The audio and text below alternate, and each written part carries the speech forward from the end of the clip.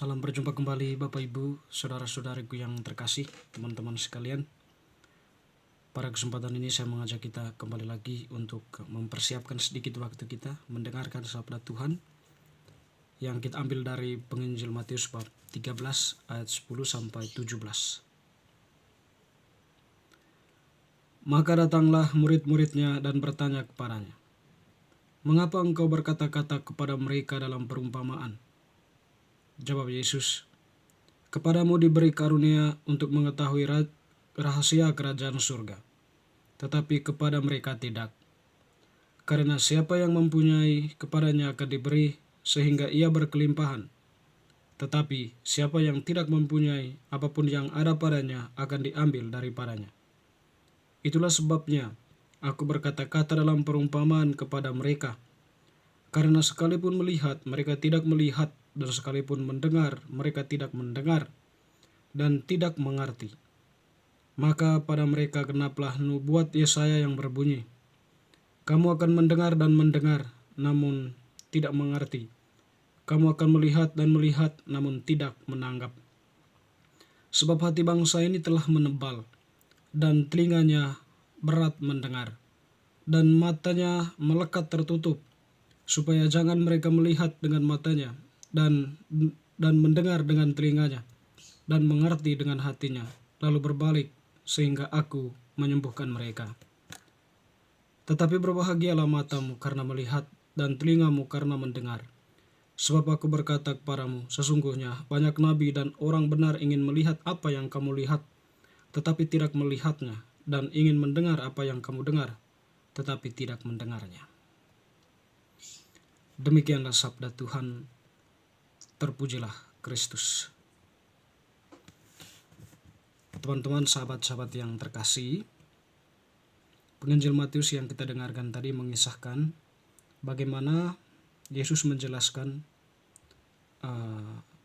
berkaitan dengan dalam pengajarannya, dia menggunakan bahasa perumpamaan kepada para pendengarnya.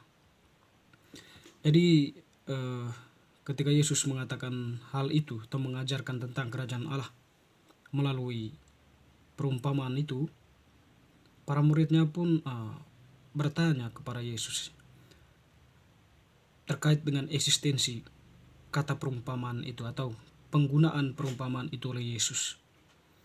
Nah, di situ ya para murid itu bertanya, "Mengapa engkau berkata-kata kepada mereka dalam perumpamaan?" Ini menjadi sebuah persoalan mungkin ya, atau istilahnya itu mungkin ini sebuah bahasa yang sangat sederhana, yang setidaknya itu membawa para pendengarnya untuk bisa masuk dalam inti atau maksud dari penyampaian ajaran Yesus ya. Bisa jadi seperti itu ya. Sehingga kita bisa sampai pada sebuah logika berpikir ya. Mungkin itu salah satu alasan yang bisa kita tangkap dari Yesus menggunakan perumpamaan. Tetapi berangkat dari pernyataan Yesus sendiri ya, dia menjawab para muridnya yang bertanya, "Kepadamu diberi karunia untuk mengetahui rahasia kerajaan surga, tetapi kepada mereka tidak." Ya, nanti kan ada sebuah situasi kontradiktif ya antara para murid dengan yang lain, para pendengar yang lain. Jadi kepada para murid itu dikatakan oleh Yesus, pada mereka diberikan karunia untuk mengetahui kerajaan surga, tetapi kepada mereka tidak. Lalu Yesus memberikan sebuah pernyataan yang bisa dibilang menjadi latar belakang atau sebuah alasan ya. Karena siapapun yang mempunyai, kepadanya akan diberi sehingga ia berkelimpahan, tetapi siapa yang tidak mempunyai, apapun yang ada padanya akan diambil daripadanya. Itulah sebabnya aku berkata-kata dalam perumpamaan kepada mereka.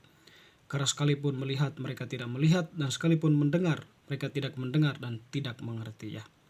Jadi ya, kalau para murid itu ya, mereka diberitahu tentang rahasia kerajaan surga, dan oleh karena itu daripada mereka akan banyak dituntut. Tuntut dalam arti mereka sudah mendapatkan kepercayaan besar ya, untuk mewartakan kerajaan surga itu, sehingga daripada mereka kemudian diminta sebuah pertanggungjawaban ya. Tentu pertanggungjawaban dalam hal ini ya sejauh mana mereka memahami kerajaan surga itu, dan sejauh mana iman mereka kepada Yesus, sehingga mereka sungguh-sungguh setia dan berada pada jalan Yesus, mengajarkan apa yang menjadi landasan yang sudah ditetapkan oleh Yesus kepada para pendengar mereka. Karena mereka sudah diutus oleh Yesus untuk mewartakan kerajaan surga itu. Itu tadi, kepada mereka diberitahukan tentang rahasia kerajaan surga, akan yang lain itu tidak. Mengapa Yesus menggunakan perumpamaan? Yesus menggunakan perumpamaan itu karena memang para pendengarnya itu sebagaimana dilukiskan oleh Yesaya sekalipun mendengar, mereka tidak mengerti. Sekalipun mereka melihat, tapi mereka tidak menganggap. Sebab hati bangsa ini telah menebal dan telinganya telah berat mendengar dan matanya melekat tertutup, supaya jangan mereka melihat dengan matanya dan mendengar dengan telinganya dan mengerti dengan hatinya lalu berbalik, sehingga aku menyembuhkan mereka. Artinya di sini bahwa orang-orang itu orang-orang yang sangat susah untuk didekati dalam arti manusia yang penuh dengan kemunafikan manusia yang penuh dengan kebobrokan mungkin moral atau mungkin juga waktu itu mereka mempunyai suatu konsep tersendiri berkaitan dengan tanggapan mereka akan sebuah ajaran baru atau akan ajaran-ajaran yang disampaikan kepada mereka. Mereka hanya mungkin datang duduk mendengarkan, tapi tidak sepenuh hati, tidak sampai masuk ke dalam. Setelah pulang hilang. Lalu kemudian mungkin juga mereka melihat, tetapi mereka tidak memberikan sebuah tanggapan positif terhadap kehadiran itu. Sehingga bagi mereka ada dan tidak ada itu sama saja. Mendengar dan tidak mendengar itu sama saja. Melihat dan tidak melihat itu sama saja.